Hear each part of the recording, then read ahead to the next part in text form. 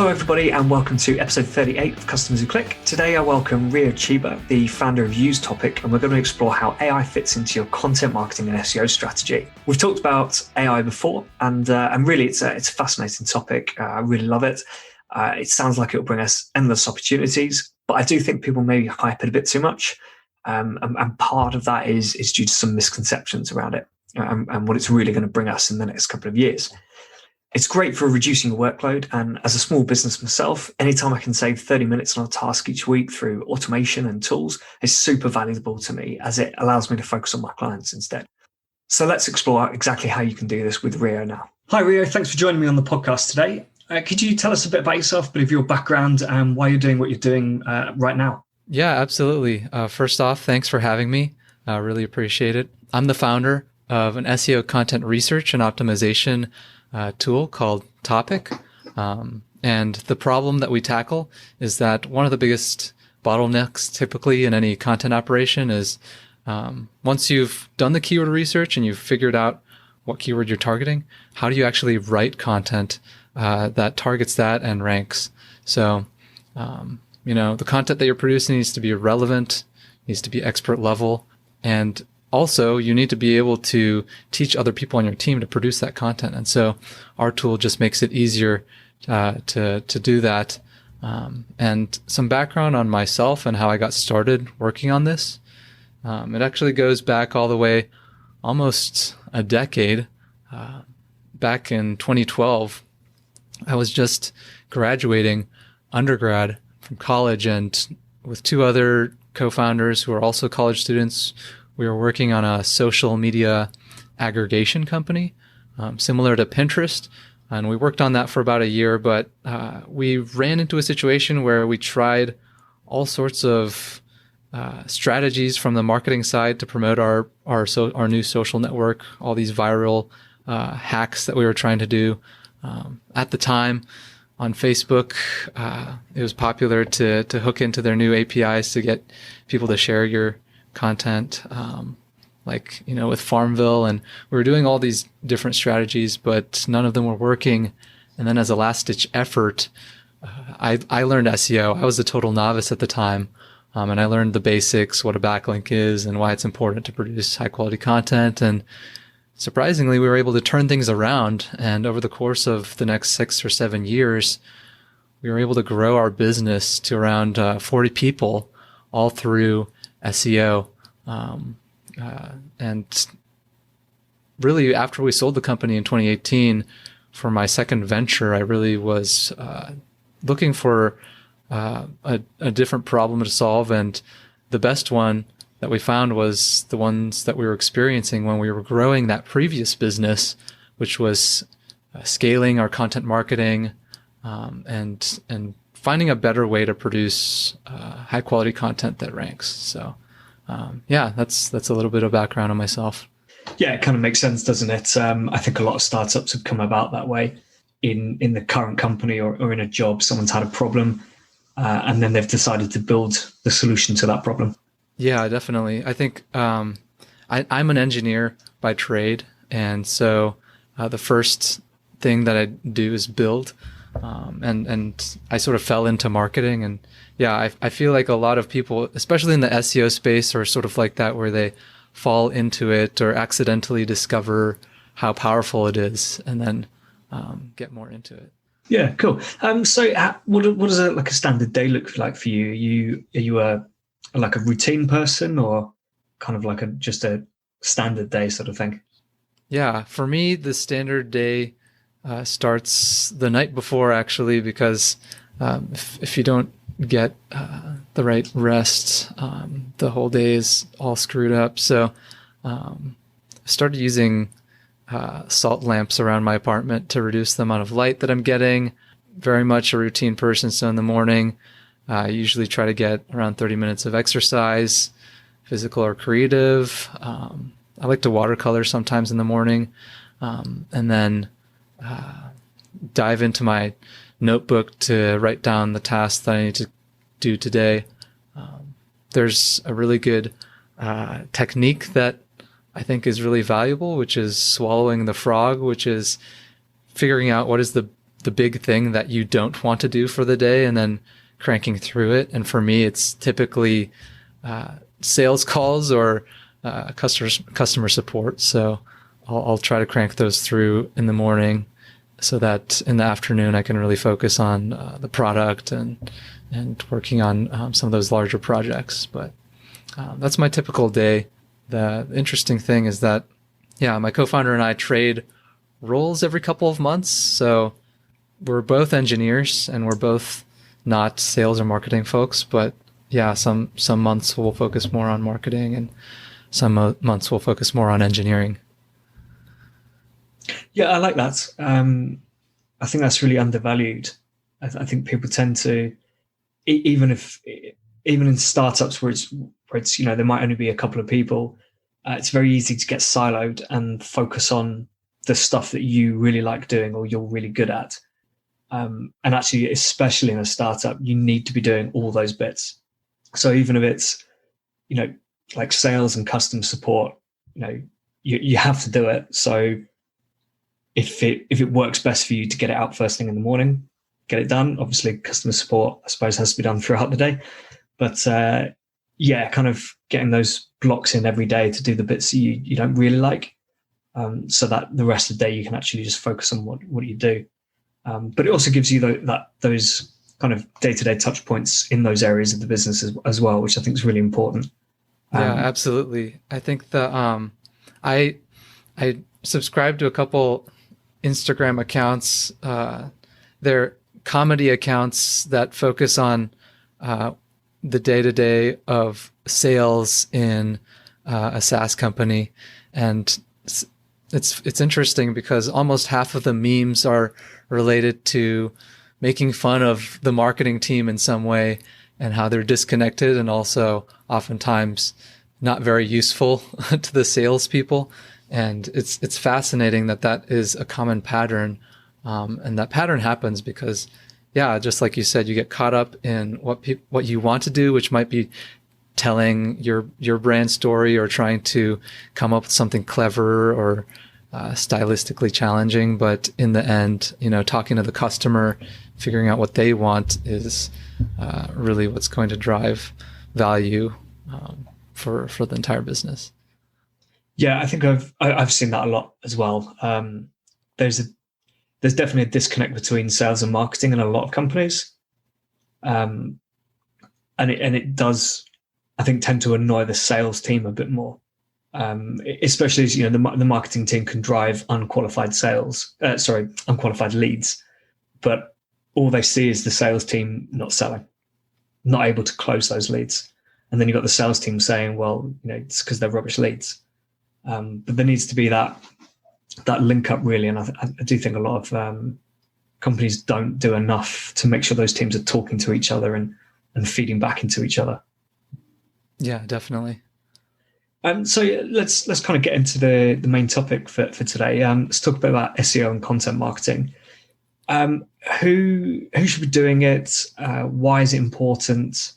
I guess particularly on the content side rather than the technical side of SEO.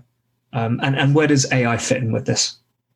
Yeah, so in terms of who should be doing it, if your customers are online and they're searching for a solution for the problems that they're having, then you should at least be aware of where your business is at with SEO. You don't even need to be necessarily investing heavily in it, but it's important to understand, how authoritative your site is and what your competitors are doing and where you sit, so that when is the right time to pull the trigger and put more resources behind it. I think in terms of where AI fits in that, one of the big things that's happening now is more and more of the process is becoming automated. This is resulting in content becoming more and more competitive, even for niche topics, as there are more entrants in the space. And so the longer that you spend not thinking about it, the further and further behind you might be when you finally get to the point when you're ready to invest. And so, as a general trend, I think AI is making it easier to create high quality content. So, the competition is heating up. Yeah, I see what you mean there. It gets easier and easier and more accessible for every business to be doing this research and working out where the next opportunity is for some keywords or long tail keywords and phrases. And so, if you leave them and don't act on it, someone else will pick it up at some point, and then you'll have to find the next opportunity or write something even better or be even better on the technical side. Yeah, definitely. I think that the parts that are easily automatable using AI are the parts that are going to be quickly commoditized and made the most irrelevant. And the things that are going to increase in terms of differentiators, those things that aren't replicatable by AI, like authority, how entertaining your content is, how readable and easy to understand it is. All those things are going to become more important as things like generic information become more easily accessible. And you can see this in how Google is treating things like queries, simple queries that can be just answered with a sentence or two. They'll show you that sentence even before you have to click into the page. And we're going to see more and more of that as time passes. Yeah, I think we're seeing a lot across everything really with Google. They're trying to make it easier and easier to do things within Google itself. So, booking flights, shopping, finding the answers to questions and things which would normally be on a blog or in an article, but are now just on Google. So I guess there are pros and cons there. But if you are the business that appears in that snippet at the top of the screen, which answers the question, I think it's quite likely people will work out who's actually answering that question for them. I know I do it. I do it a lot. Yeah. When I'm doing research on customer experience or conversion rate optimization, I will open up that article, because also normally there's more to the article than what Google is displaying. And I think that to be just a snippet. Yeah, absolutely. The thing that I often hear is, is Google going to actually get into content and replace all these different sites and publishers with their own generated content? And I think that's it's a common misconception, because Google actually doesn't want to be a publisher, because their main business is through connecting, being the middleman and being the connector between the publishers and the content folks and the audience. So, yeah, that makes sense.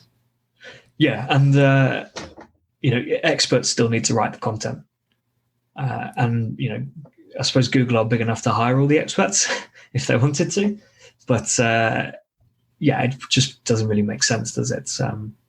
Not if you can get other people to write the content for free and you benefit.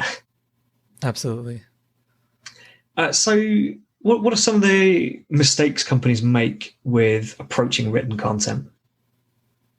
Yeah, there are a number of mistakes that we see when we're working with brands, starting from not being even aware of the amount of authority that their brand has. Oftentimes you'll see companies that have inadvertently been placed in a very fortuitous situation where if they just took the time to invest a little bit into putting up some pages and content, then they have the chance to really rank because of how long they've been in the market or just the connections they've made through their partners. And so just having a baseline awareness of where your organization is at in terms of SEO, I think is one big mistake, which is surprising, even to see such large brands not taking advantage of such low-hanging fruit. The other common mistake that we notice is oftentimes a business might have a unique opportunity to capitalize on a part of their product or business that is inherently SEO friendly. So, for example, our previous business, the one that I talked about starting in college, it was a social media aggregation product. We basically pulled in Instagram posts and tweets and Facebook posts, and then allowed you to put that on your website as a embeddable widget. And so part of the SEO strategy was actually put a little link with our widget that says powered by Tint, which was the previous company. And so we strategically had those links backlinked to landing pages that targeted specific keywords. And so that was really what drove our initial growth was building our authority through that. And I see that oftentimes with companies where they will have a part of their business which inherently can be used for a virtuous cycle, a virtuous growth cycle like that. Like if you have a chatbot company, or if you have a company where you work with a lot of partners that have websites that can link back to you, those are all great opportunities to take advantage of. And so those are a couple of mistakes. Other ones that come to mind are things like not using search data to inform the creation of content. One common thing is, and this is very apparent, if you open up a blog for a company, you'll quickly be able to tell whether or not they are paying attention to what their audience actually cares about.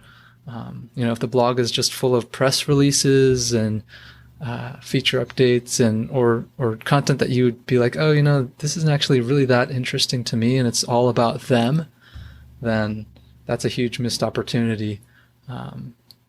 Because there's a lot that your audience does want to know about that you do have the expertise in, that you might not be aware of. And lastly, I think the last mistake that I often see is not taking advantage of all the different free resources out there for understanding your audience. Things like something as simple as Google Search Console and taking a look at what keywords are sending traffic to you, or free tools that take a look at the People Also Ask box in Google. Those are all useful ways to understand the audience and tailor your content offering to them. Yeah, absolutely. I mean, like you say, the best way to do it is to write content that people actually want, because people will be searching for it on Google. They're likely to be engaged and share that content, and more people are likely to link to it as well, providing it's valuable. So I think you mentioned a kind of misconception earlier about AI. Let's kind of dig into that a bit more. Because actually I think the second episode of the podcast, I spoke with Parry, the CEO of Phrasey, which is like an AI copywriting tool. And that was really interesting. So it'd just be interesting to see if you kind of see the same misconceptions as he did. And obviously I'll let you go first before I explain what he said. Yeah, I haven't listened to the episode, to be honest, so we'll see whether it matches up. But I think in terms of the most common misconceptions that we've seen from the folks that we've talked to really represent the two ends of the spectrum in terms of how people perceive AI and how it will and is currently used in marketing. On one end is the side that's really hyped up about AI and its possibilities. They see it as a cure-all, a panacea, the ability to write great content, something that with a single click, you'll be able to quickly see big gains. And, these are the people who are looking to really, one way to say it is get rich quick, and the myth there is that although AI is amazing, from a brainstorming perspective, there still needs to be a human touch. Very much content is still very much an art form, and there are parts to it that an AI, at least in the short term, will not be able to replace a human. On the other side of the spectrum are those who have experienced the current crop of AI tools, who've overpromised and underdelivered, and they see AI as another form of, snake oil, as something that has been hyped up but isn't really going to go anywhere or change anything. But the truth is, the actual state of things is that it's somewhere in the middle. The next generation of AI is significantly different enough than what's come before that it will change people's workflows significantly over the next 5 years, but not necessarily in the way that people expect. Writers aren't going to be replaced, but more so, there's going to be more an emphasis on editing and of starting from a place of ideas rather than the sentences. And what I mean by that is the AI will be able to help write the content and take care of the more tedious bits of producing it, but the person who's directing it is ultimately going to be the person who's editing the content, the human. And so, I think that's how I see AI in marketing and how it's going to play out, at least in the next 5 years.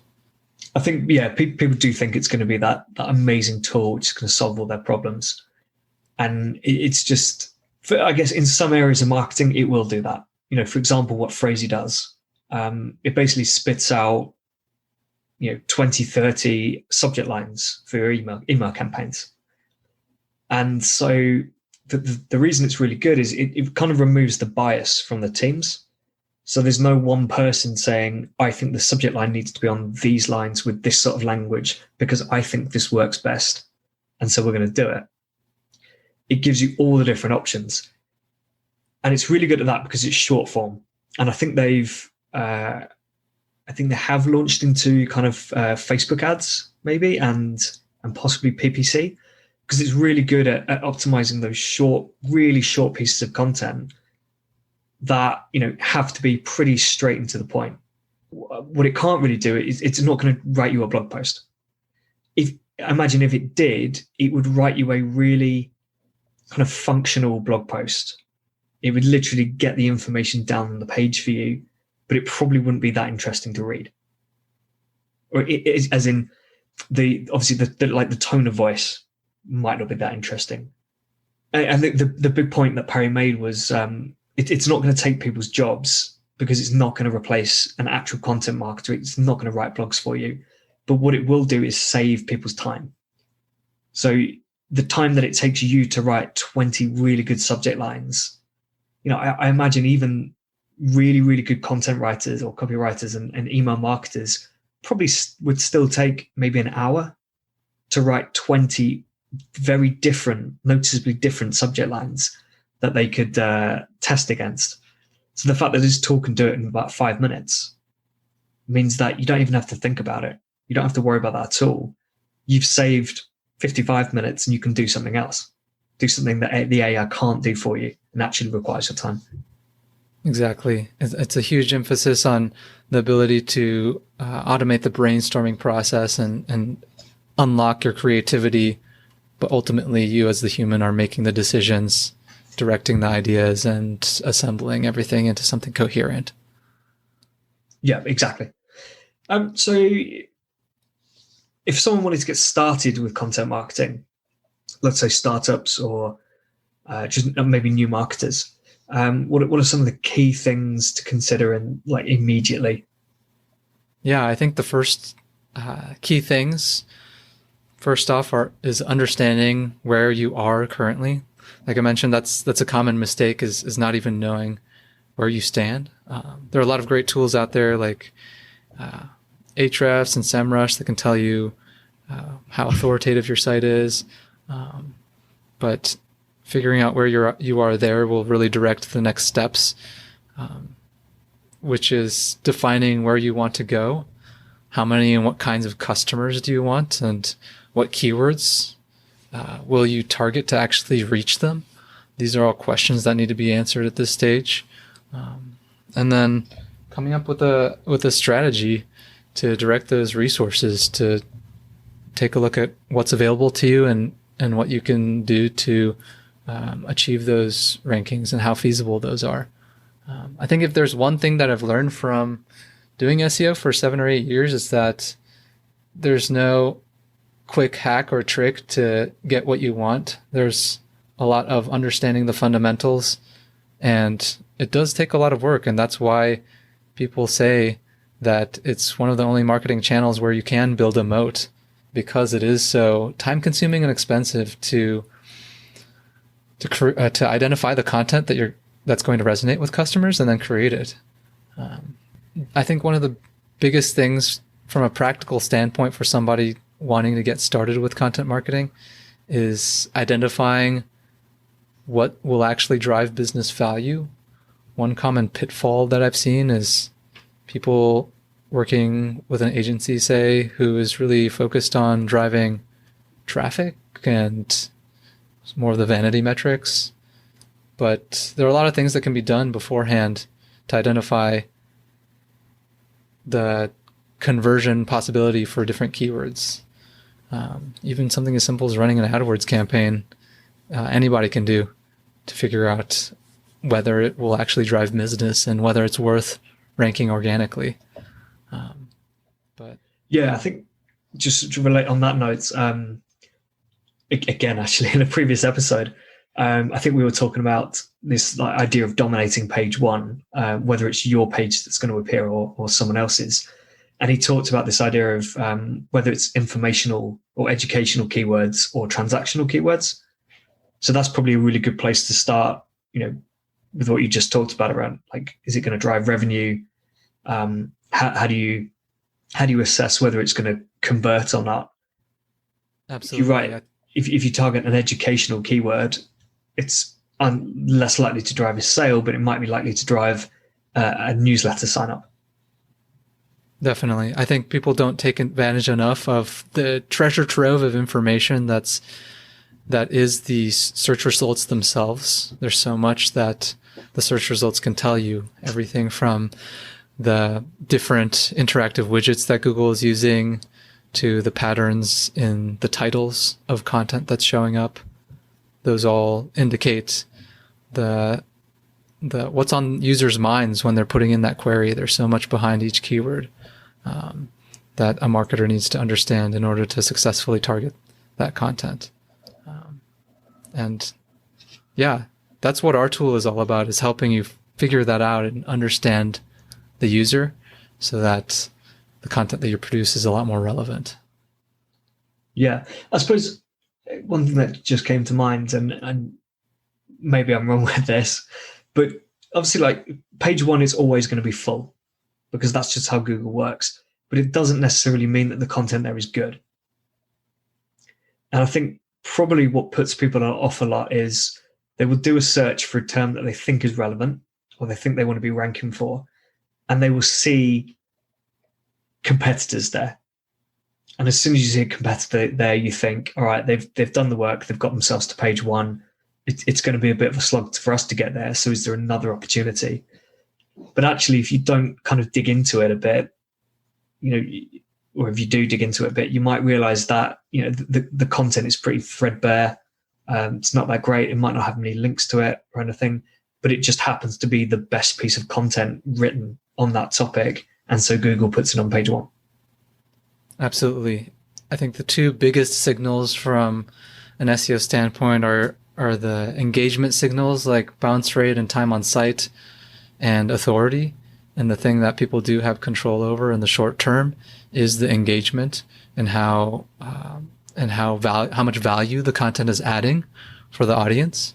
And so when people are focused on how can I beat out that competitor that I found on the first page, they should be thinking about what's actually going to keep people on the page and help them avoid looking at another page to fill in any gaps.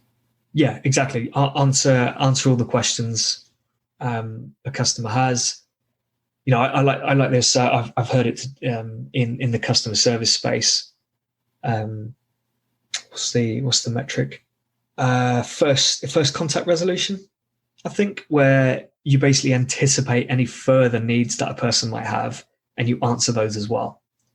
So someone, I don't know, if they want to if they can't log in, then you explain how to reset their password, but then you explain, that it might go to their junk mailbox and the link might be there. And then when they come through, also mention, it can't be the same as a previous password. I know that sounds stupid to be telling someone they can't use a previous password if they can't remember it. But kind of anticipating the next few steps that might occur in this person's journey, so that when they get to that step, they've already got the answer to it. Absolutely. I think that's such a key thing in content marketing, and even for things that are outside of SEO content, like this podcast, for example. Like when you were coming up with the questions to ask me, it's challenging to get in the head of somebody who is interested in AI and marketing and the kinds of questions that they might have. It's definitely a good start to go with something.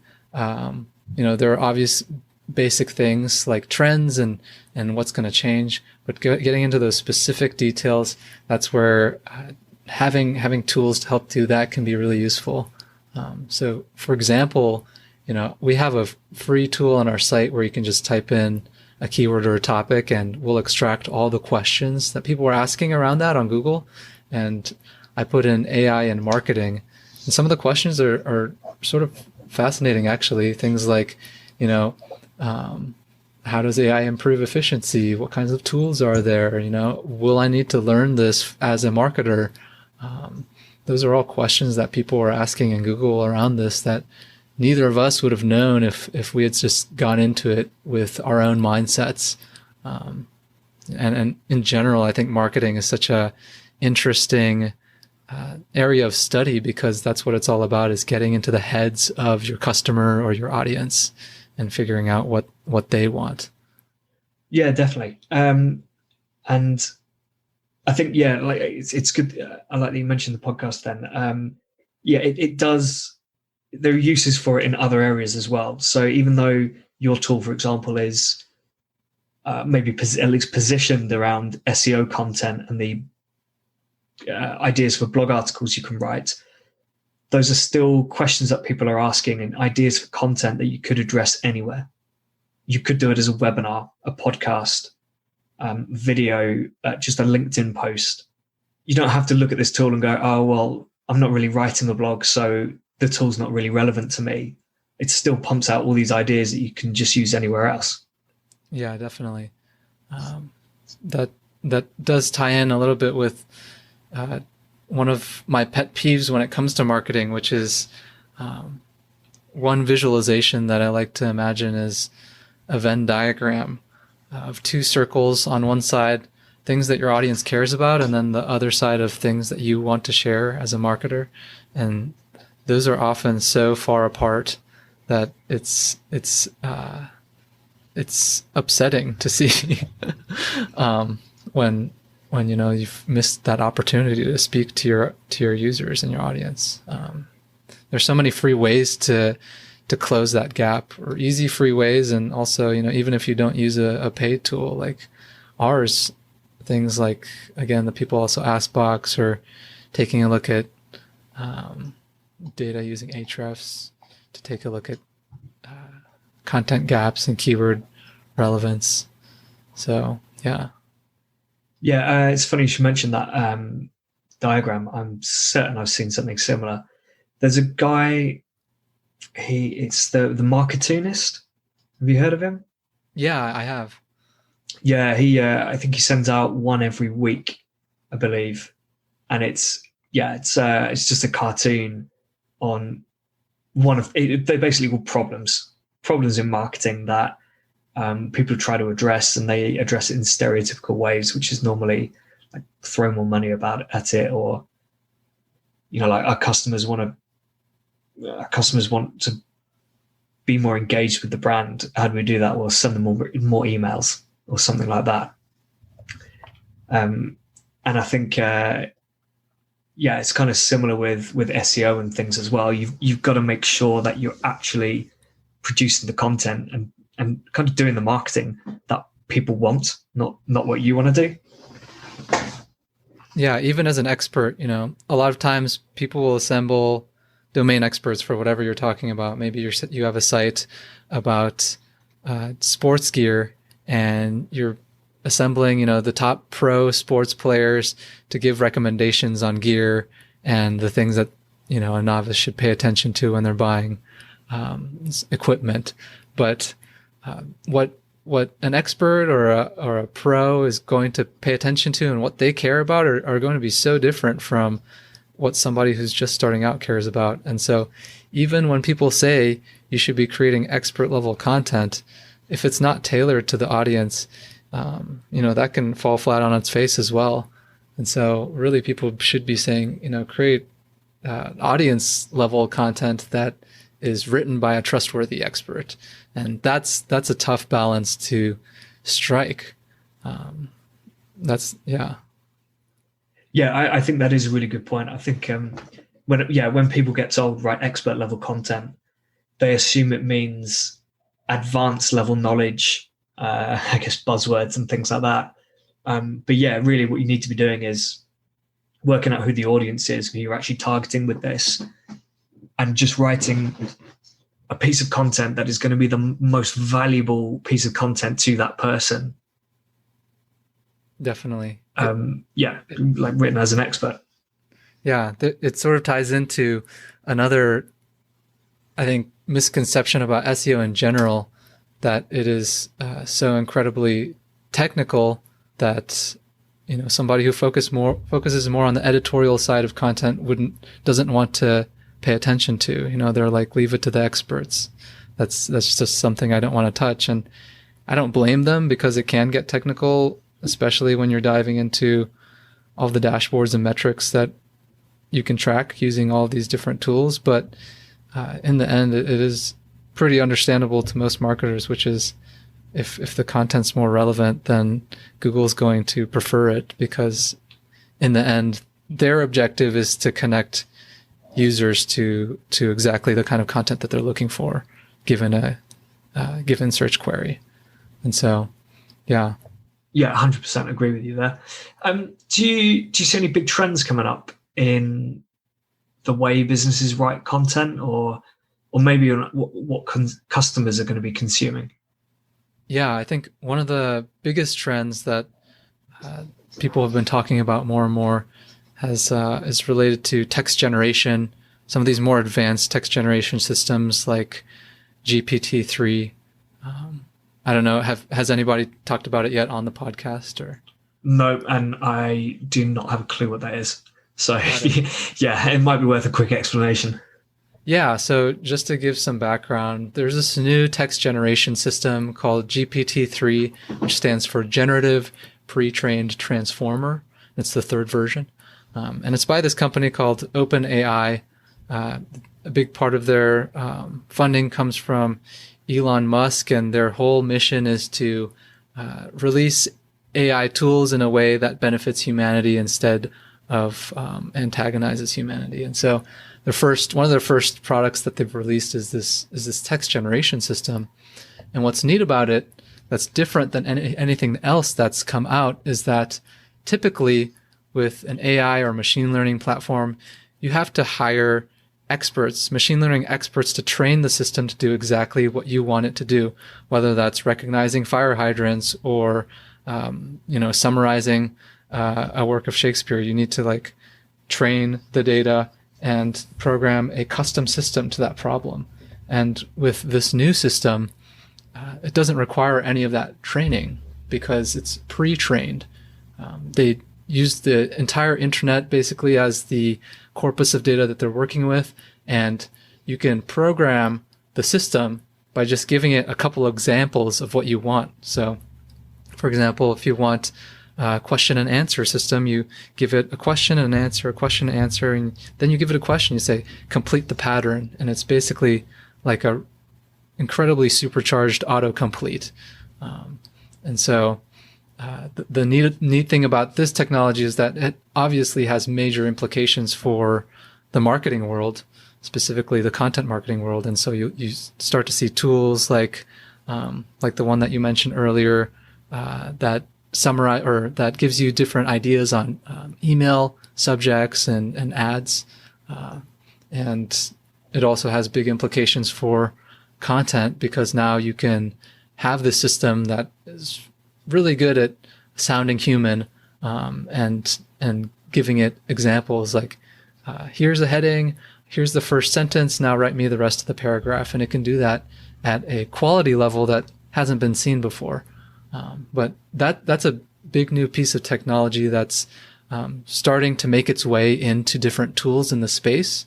I know a couple A/B testing tools, for example, that now integrate this so that you can quickly brainstorm different variations that you can use when you're testing out different pieces of content.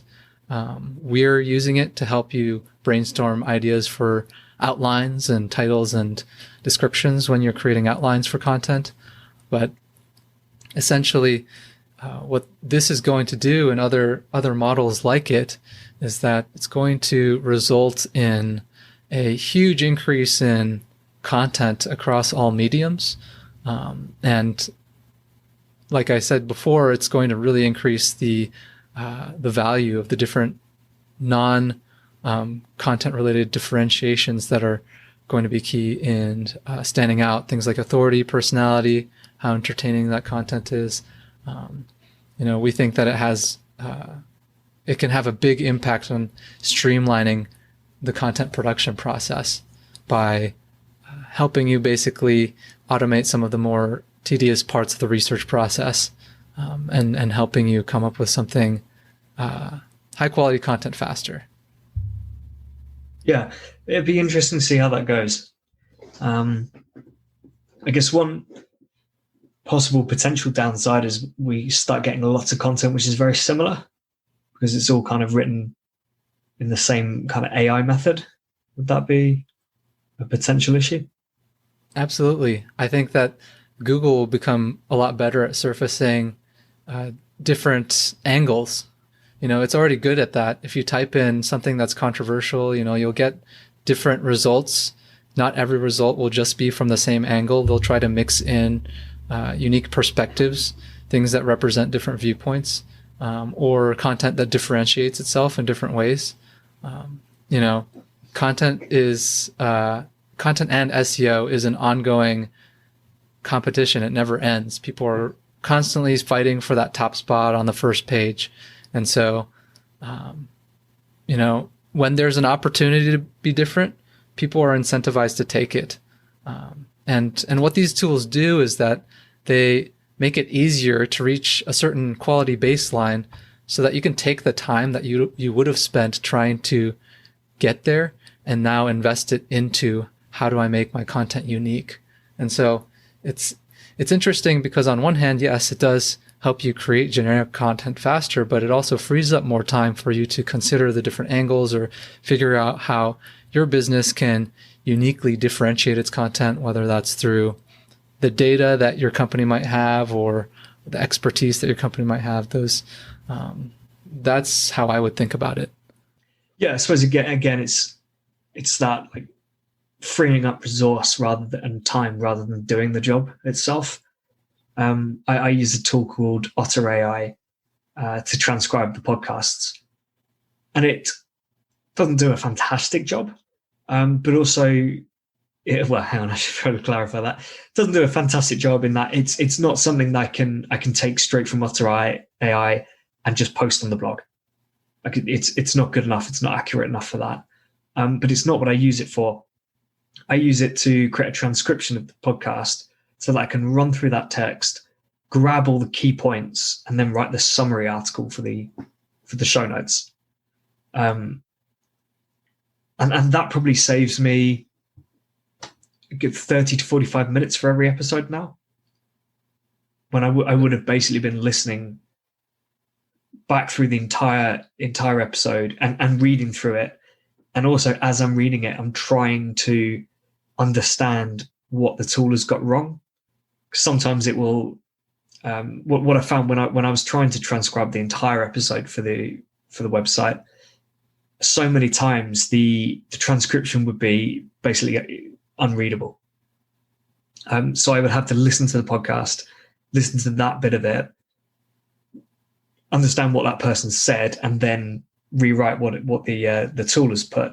But half the time, I wasn't even using that information, and the read time on those articles wasn't too great at the time. So I realized it wasn't worth the time. So yeah, now I still use the tool, but for a very different reason. It saves me a lot of time rather than me having to sit there editing a transcription for an hour or so. Definitely. I think that's one of the more fascinating trends that we'll see is the tools that are able to balance the human interaction and the AI level of intervention so that it's a seamless process. And it's a tough needle to thread. I know, talking about transcription, there are tools like rev.com that, offer the human versus the machine assisted translations. You can choose the quality. There are, tools like Descript. I don't know if you've heard of that one, Will. But, I think that one you have to. I don't think I ever actually used it. It's partly because Otter AI, I find it's really easy to use. It does what I need, and I can just scan through the transcription's good enough for me to scan through it, pick out the key points, and write the show notes. Yeah, that makes sense. The thing that's neat about Descript, and this isn't to slight Otter AI. I'm sure they have an amazing tool, but the neat thing about them is that you can modify the transcripts after the fact. And so I think that's a fascinating example of AI assisting the process, but still having a human fully in the loop, modifying it to achieve the end goal faster. Yeah, it's the same with Otter AI. Got it. The amount of editing I had to do when I was posting the full transcription was huge, partly because the way we speak compared to the way we would write things is so different. Just in terms of the amount of repetition that popped up. So people saying the same word 2 or 3 times in a row in a sentence to try and explain something. That makes sense. I never really realized it until I was reading these transcripts and listening to the podcast at the same time, because it plays it over it, and then realizing how many times people say the same thing 2 or 3 times, because I guess because they are thinking about what they're trying to say at the same time as saying it, and so I don't want to say stutter, I'm not sure that's quite the right word, but they well, I guess like buffering, the bit that they need to say is still kind of loading, and so, but they want to keep talking, if that makes sense. Yeah, definitely. It really highlights the different ways in which communication happens. In a podcast, it's totally natural and even preferable for things to be repeated, for people to be able to get the message in a more clear fashion. But in a written format, that's totally different. Yeah, exactly. So I guess just to before we finish, what do you think is one of the most underrated aspects of marketing at the moment? Yeah, I think for me, one of the most fascinating and under talked about things about marketing is taking a look at the history of marketing in general. I came into marketing as I sort of dropped into it accidentally. As an engineer, I've always had a negative association with marketing, and I think a lot of engineering types do, just because they see it as something, where people are trying to manipulate you. But ultimately, marketing has been around for so long, and there's so many different examples that we can use from the past that are relevant today. Even though people are always talking about the latest tools and trends, even in this podcast when we're talking about things like AI and GPT-3, one of my favorite books is this book by Claude Hopkins called My Life in Advertising, and also his book Scientific Advertising. But the man was an advertiser in the 1920s, 100 years ago, and the book is so relevant in a way that I was absolutely astounded that every page almost had a key takeaway that could be its own blog post today. on any major popular marketing blog. And even though all these new technologies are coming out, one thing that I would say is useful is revisiting some of these lessons, because it's a ways to rethink or recreate the wheel. I can pull some examples from the book that I think that are interesting. If that would be useful. If you know them, yeah. But yeah, I was just going to say, I completely agree. There's so much stuff from books that were written in the last 100 years, I suppose now. And so much of it is still relevant, and some of them don't exactly talk about marketing exactly or advertising. They're talking about copywriting or consumer behavior, and there's so much content there which is so valuable. And I think people don't read that sort of those books anymore, or a lot of people don't. But also, a lot of marketers are quite almost like data driven now, and just focusing on that data. And it's literally about optimizing a little bit, optimizing keywords in PPC, optimizing subject lines and things, and less of an understanding of why things actually work. Yeah, definitely. Ultimately, it's like, even though the mediums are changing, the techniques are the same.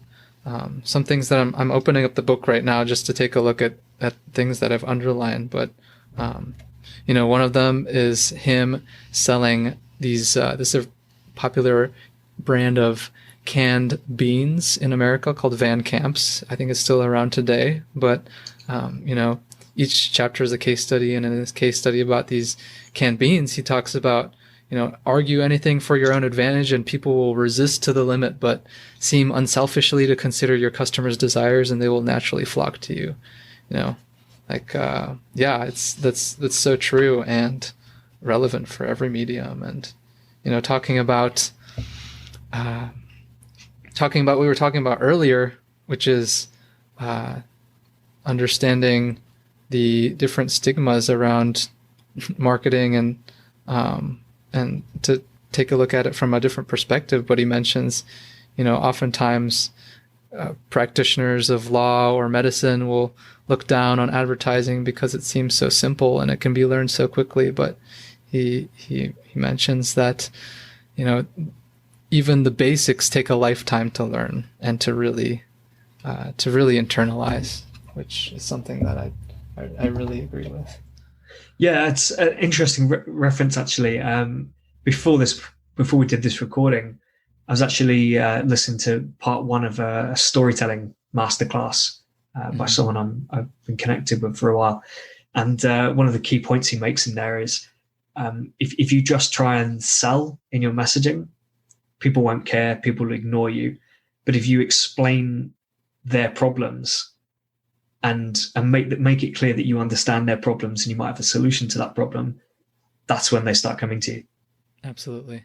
Cool. Well, I mean, it's been really, really great stuff. It's always interesting hearing about kind of new technologies and topics around strategies that have been in place for 20, 25 years now. So, really great stuff. If people want to get in touch, find out more, what's the best way of doing that? Yeah, so the best way is going to be contacting me via our website, which is usetopic.com. And my email is ryo@usetopic.com, spelled RYO. And if you're a content marketer or an agency that's looking to scale up your content marketing efforts, check us out. We also have a number of free tools to give you a taste of what we can offer. And also, like we talked about in the article, discover what your audience is interested in learning about. But yeah, that's the best way to get in touch with me. Perfect. Thank you so much.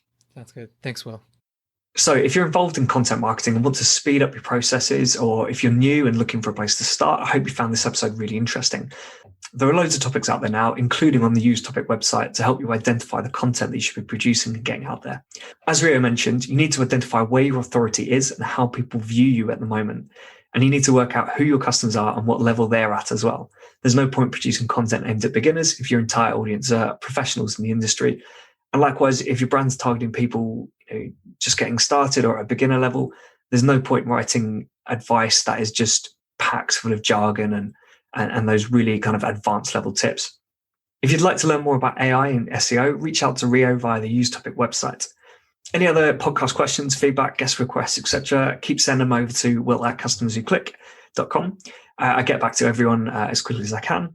And don't forget to rate the podcast on iTunes. It really does help. Next up, I've got Ayat Shukeri joining me, and we're going to talk about jobs to be done and customer interviews. But until then, keep those customers clicking.